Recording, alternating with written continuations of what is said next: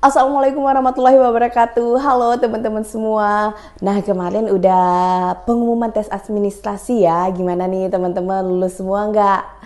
Oke, buat teman-teman yang lulus semoga persiapannya udah semakin mateng ya. Dan yang belum lulus coba disanggahan deh. Kalau memang nggak lulus ya udah berarti kita coba lagi tahun depan, jangan menyerah ya. Oke, nah buat teman-teman yang sementara mempersiapkan tes SKD, ini aku mau kasih sama kalian soal-soal untuk menemani belajar TWK kalian. Dan soal-soal ini adalah soal pengalaman pribadi saya, maksudnya soal yang saya dapat di tes tahun 2020 kemarin, 2019 maksudnya penerimaannya ya. Nah, dan juga ada FR dari teman-teman saya ya. Nah, jadi ini memang benar-benar pure FR ya, fault report gitu ya. Jadi teman-teman semoga soal-soal ini bisa membantu teman-teman dan juga ada pembahasannya juga detail ya. Oke, selamat belajar. Jepang pernah menjanjikan kemerdekaan pada RI pada 1944 tapi tidak direalisasikan. Karena itu, untuk mendapatkan simpati warga Indonesia, Jepang menjanjikan A. Pengibaran bendera Republik Indonesia di samping bendera Jepang, B. Pembentukan Badan Penyelidik Usaha Persiapan Kemerdekaan Indonesia atau BPUPKI, C. Menjanjikan kemerdekaan lagi, D. Kemerdekaan tanpa syarat bila Jepang menang melawan sekutu, atau E. Membebaskan tokoh-tokoh nasional yang ditahan oleh Belanda. Oke teman-teman, kira-kira jawabannya yang mana nih? Oke, saya jabarkan sedikit ya. Jadi untuk janji pengibaran bendera Republik Indonesia di samping bendera Jepang, kemerdekaan tanpa syarat bila Jepang menang melawan sekutu, dan membebaskan tokoh-tokoh nasional yang ditahan oleh Belanda adalah janji-janji yang diberikan oleh Jepang sebelum dia menjanjikan kemerdekaan Indonesia pertama kali pada 1944. Nah, kemudian setelah ternyata terlihat bahwa Jepang tidak merealisasikan janjinya tersebut, maka Jepang mencari cara lagi untuk mendapatkan simpati warga Indonesia. Akhirnya yang dilakukan Jepang adalah dengan membentuk Badan Penyelidik Usaha Persiapan Kemerdekaan Indonesia atau BPUPKI. Oke, jadi usaha tersebut adalah usaha setelah janji kemerdekaan yang pertama tidak direalisasikan. Oke teman-teman, jadi jawabannya adalah B. Pembentukan Badan Penyelidik Usaha Persiapan Kemerdekaan Indonesia atau BPUPKI. Oto Iskandar-Dinata atau Raden Oto Iskandar-Dinata merupakan salah satu pahlawan nasional Indonesia. Beliau aktif dalam berbagai organisasi kepemudaan, mendirikan sekolah dan juga paguyuban. Saat ia menjadi anggota Dewan Rakyat di pemerintahan Hindia Belanda, Oto berani mengecam pemerintah kolonial Belanda, sehingga dia dimata-matai oleh Belanda. Kerelaan Oto Iskandar-Dinata dalam berjuang memperebutkan kemerdekaan mencerminkan sila ke... Oke, nah teman-teman, ini adalah soal materi Pancasila yang saya dapatkan ya. Jadi di sini diperlihatkan bahwa Oto Iskandar-Dinata itu bersama-sama memperjuangkan kemerdekaan dan dia rela dimata-matai oleh Belanda. Nah, di situ ada sikap mementingkan kepentingan bangsa dan negara dibanding kepentingan pribadinya ya. Itu adalah sikap kerelaan untuk kepentingan bangsa dan negara. Nah, sikap seperti itu merupakan pencerminan sila ketiga. Utamanya pada butir yang kedua, yaitu sanggup dan rela berkorban untuk kepentingan negara dan bangsa apabila diperlukan. Soal selanjutnya, Ibu Ratna adalah seorang pengrajin batik yang memproduksi batik dengan mempekerjakan warga sekitar. Belakangan penjualan batik Bu Ratna kian menurun akibat banyaknya masuk produk busana impor dengan beragam model dan harga bersaing. Yang harus Bu Ratna lakukan adalah A. Menutup usahanya daripada nanti akan lebih merugi. B. Mengkreasikan produknya agar lebih diminati. C. Menjual barang impor yang lebih menguntungkan. D. Mendatangkan pengrajin dari luar negeri, atau E. Mengubah motif batiknya. Oke teman-teman, nah soal ini nih tipe-tipe soal penalaran. Nah ini nih soal yang katanya TWK rasa TKP ya. Oke, jadi ini yang ditanya sikapnya. Jadi makanya soalnya TWK tapi kok rasa TKP gitu. Nah jadi teman-teman sebenarnya soal ini berkaitan dengan bela negara, khususnya nilai-nilai dasar bela negara ya.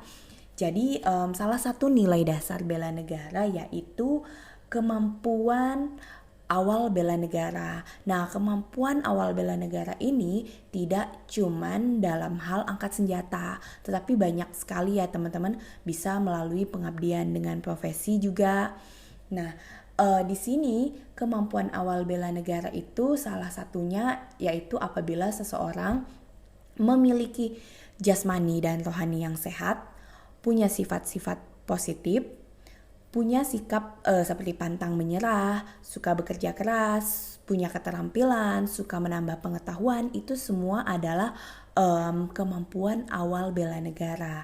Ya, jadi di sini bisa kita lihat bahwa Bu Ratna bisa memperlihatkan kemampuan awal bela negaranya dengan sikap pantang menyerah. Jadi opsi yang paling tepat di sini adalah B, mengkreasikan produknya agar lebih diminati. Karena dengan mengkreasikan produknya agar lebih diminati menunjukkan bahwa Bu Ratna memiliki sikap pantang menyerah, yang mana sikap tersebut sesuai dengan nilai dasar bela negara yaitu memiliki kemampuan awal bela negara. Sikap pantang menyerah adalah salah satu indikator nilai kemampuan awal bela negara. Oke ya teman-teman. Soal berikutnya. Sekarang perkembangan ilmu pengetahuan dan teknologi berkembang pesat sehingga dapat mempengaruhi mentalitas bangsa Indonesia. Contohnya saja penyebaran hoax, munculnya berbagai aplikasi yang merusak moral dan mental generasi muda. Tak ayal hal-hal tersebut dikemas dengan berbagai media informasi, aplikasi maupun pemberitaan yang sangat menarik.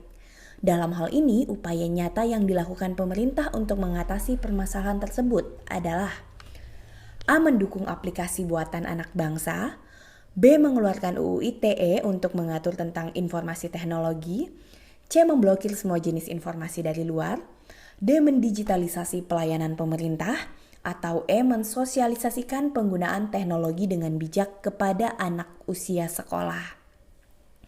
Nah, oke teman-teman, di sini yang mesti kita garis bawahi adalah pertanyaan upaya nyata yang dilakukan pemerintah.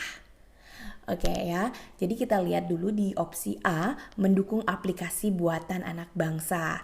Ya, jadi ini belum menjawab soal karena yang ditanya adalah permasalahan di mana ilmu pengetahuan dan teknologi akhirnya mempengaruhi mentalitas bangsa Indonesia, dan mendukung aplikasi buatan anak bangsa itu belum menjawab pertanyaan tersebut ya, tetapi ini menunjukkan sikap nasionalisme.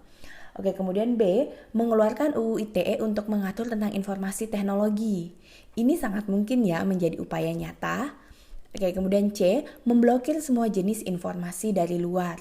Kita tidak bisa memblokir semua jenis informasi dari luar karena jangan sampai malah jadinya bangsa Indonesia kekurangan informasi dari luar ya. Oke, kemudian D, mendigitalisasikan pelayanan pemerintah. Ini hubungannya dengan peningkatan pelayanan pemerintah ya, bukan dalam hal teknologi yang mempengaruhi mentalitas bangsa Indonesia. Oke, kemudian E, mensosialisasikan penggunaan teknologi dengan bijak kepada anak usia sekolah. Nah, ini juga mungkin ya. Nah, jadi di sini kita lihat bahwa ada opsi B dan E yang mungkin saja bisa menjadi pilihan jawaban. Ya. Nah, kita lihat di sini yang ditanya adalah upaya nyata yang dapat dilakukan pemerintah. Jadi pemerintah dalam menanggulangi permasalahan ini telah melakukan kedua upaya ini ya. Tetapi yang ditanya adalah upaya nyata. Nah, berarti kita lihat upaya yang paling mempunyai efek terdekat saat ini ya.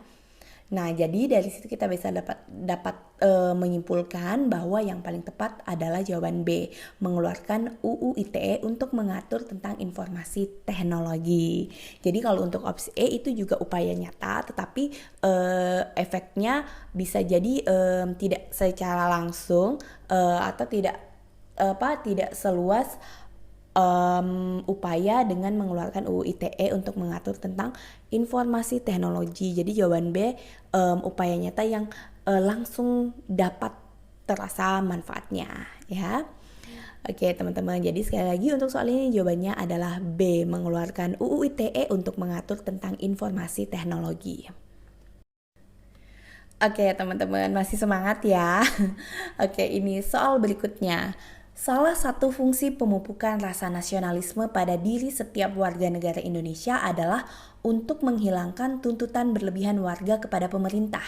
Contoh kasus di mana terjadi tuntutan berlebihan warga tanpa dasar rasa nasionalisme adalah A. Munculnya partai-partai politik baru yang ingin mengikuti pesta demokrasi di Indonesia. B. Keinginan masyarakat untuk mengatur kebijakan daerahnya sendiri. C. Keinginan masyarakat untuk secara langsung memberikan suara dalam pemilihan presiden. D. Keinginan kelompok radikal untuk menggantikan ideologi Pancasila. Kemudian E. Munculnya berbagai organisasi profesi masyarakat yang meminta untuk diperhatikan. Nah, oke teman-teman, kira-kira jawabannya yang mana nih? Oke, kita kupas satu persatu ya opsinya. Oke, jadi kita lihat di opsi A, munculnya partai-partai politik baru yang ingin mengikuti pesta demokrasi di Indonesia. Nah, ini sebenarnya adalah hal yang wajar ya. Partai-partai politik baru boleh mengikuti pesta demokrasi di Indonesia selama memenuhi syarat. Ya, jadi ini sebenarnya merupakan pengamalan sila keempat ya, permusyawaratan perwakilan ya, kebebasan untuk berpendapat dan bermusyawarah. Oke, kemudian B, keinginan masyarakat untuk mengatur kebijakan daerahnya sendiri. Nah, ini sebenarnya sudah terangkum dalam asas otonomi daerah yang dijalankan oleh Indonesia. Jadi, B ini adalah hal yang wajar ya. Kemudian C, keinginan masyarakat untuk secara langsung memberikan suara dalam pemilihan presiden. Nah, ini juga adalah aspirasi masyarakat yang sudah diimplementasikan ya. Jadi saat ini kita memilih pilkada ataupun pemilu dengan suara kita masing-masing ya. Jadi opsi C ini sebenarnya sudah diwujudkan dan juga merupakan perwujudan sila keempat lagi ya. Oke, ini sebenarnya soalnya soal nasionalisme tapi opsinya bisa kemana-mana ya. Oke, kemudian D, keinginan kelompok radikal untuk menggantikan ideologi Pancasila. Nah, di sini kita lihat bahwa pertanyaannya adalah tuntutan berlebihan warga tanpa dasar rasa nasionalisme. Ya, jadi kalau misalnya ada kelompok radikal yang memaksakan ideologinya untuk menggantikan ideologi Pancasila, berarti kelompok tersebut telah melakukan tuntutan berlebihan. Ya, dan ditambah lagi tanpa dasar rasa nasionalisme ya. Jelas-jelas Pancasila adalah ideologi kita yang tidak dapat digantikan. Jadi opsi D ini benar ya. Kemudian kita lihat lagi di opsi E, munculnya berbagai organisasi profesi masyarakat yang meminta untuk diperhatikan ya. Jadi ini adalah hal yang juga wajar ya. Seluruh masyarakat tidak melihat profesinya ataupun statusnya boleh menyampaikan aspirasi dan meminta untuk diperhatikan selama tidak melakukan tuntutan yang berlebihan. Oke, jadi opsi yang paling benar untuk soal ini adalah D, keinginan kelompok radikal untuk menggantikan ideologi Pancasila. Fathahillah merupakan tokoh muslim yang memiliki peran penting dalam sejarah perjuangan Nusantara melawan bangsa penjajah. Fathahillah merupakan tokoh pejuang yang memimpin pergerakan melawan penjajah di A. Borneo, B. Papua Barat, C. Ternate, D. Sunda Kelapa, atau E. Sulawesi.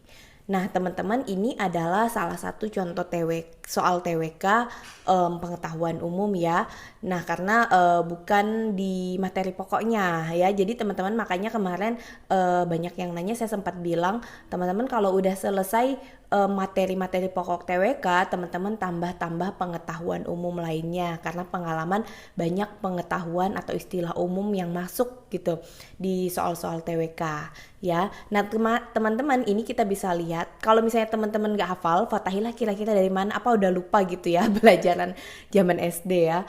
Nah teman-teman bisa lihat di sini Fathahilah itu pasti dari daerah Jawa ya, karena kalau kita lihat dari namanya gitu tidak mungkin dari Papua ataupun Ternate ataupun Sulawesi maupun Borneo. Kalau dari keempat tempat tadi biasanya ada ciri khasnya ya namanya. Jadi kita bisa lihat di sini bahwa satu-satunya yang dari daerah Jawa itu cuman di Sunda Kelapa pilihannya ya. Dan itu benar, Fathahilah adalah tokoh yang memimpin pergerakan melawan penjajah di Sunda Kelapa. Jadi jawabannya D ya teman-teman. Oke teman-teman, nah ini soal yang terakhir ya. Pada pasal 1 ayat 1 UUD 1945 disebutkan bahwa negara Indonesia ialah negara kesatuan yang berbentuk republik. Kemudian setelah amandemen pasal 37 ayat 5 lalu mengatur bahwa khusus mengenai bentuk negara kesatuan Republik Indonesia tidak dapat dilakukan perubahan. Dalam sejarahnya, negara kesatuan Republik Indonesia pernah tidak berbentuk negara kesatuan, tetapi berbentuk A. Monarki, B. Federasi, C. Parlementer, D. Komunis, atau E. Republik. Oke teman-teman, untuk menjawab soal ini kita mesti paham dulu bahwa secara umum di dunia itu ada dua jenis bentuk negara. Yang pertama yaitu kesatuan atau unitaris, dan yang kedua adalah federasi atau serikat. Nah, di antara opsi A, B, C, D, dan E yang memperlihatkan bentuk negara cuman di opsi B yaitu federasi. Dan dalam sejarahnya Indonesia memang pernah berbentuk negara federasi atau negara serikat, yaitu negara yang merupakan kesatuan dari beberapa negara bagian. Nah, bentuk negara federasi atau serikat ini pernah dijalankan Indonesia pada tahun 1949 sampai dengan 1950 dengan nama Republik Indonesia Serikat. Oke, jadi jawabannya jelas B ya teman-teman, federasi. Nah, untuk opsi A, monarki, C, parlementer, D, komunis, dan E, republik. Nah, monarki, parlementer, komunis, dan republik ini bukanlah bentuk negara, tetapi bentuk pemerintahan ya. Jadi kalau pertanyaannya bentuk negara, nggak mungkin jawabannya monarki atau parlementer atau komunis atau republik ya. Nah, untuk tambahan pengetahuan ya teman-teman, saat negara kita berbentuk federasi, bentuk pemerintahan kita adalah parlementer ya. Oke teman-teman, semoga udah jelas ya untuk soal yang terakhir ini. Nah teman-teman, itu tadi contoh-contoh soal FR sesuai pengalaman sendiri ya. Jadi teman-teman, tidak henti-hentinya aku mengingatkan teman-teman buat tetap konsisten belajar. Apalagi sekarang tes SKD-nya udah semakin deket ya teman-teman. Ya semangatnya jangan sampai luntur. Dan kalau memang lagi kurang semangat teman-teman, ingat kembali motivasi teman-teman, kenapa teman-teman mau ikut CPNS ini. Oke ya teman-teman, dan jangan lupa karena sudah semakin deket nih teman-teman, usahanya semaksimal mungkin, dan juga jangan lupa doanya juga semaksimal mungkin.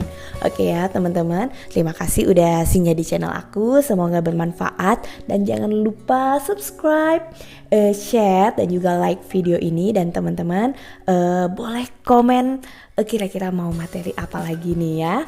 Oke teman-teman semuanya, terima kasih.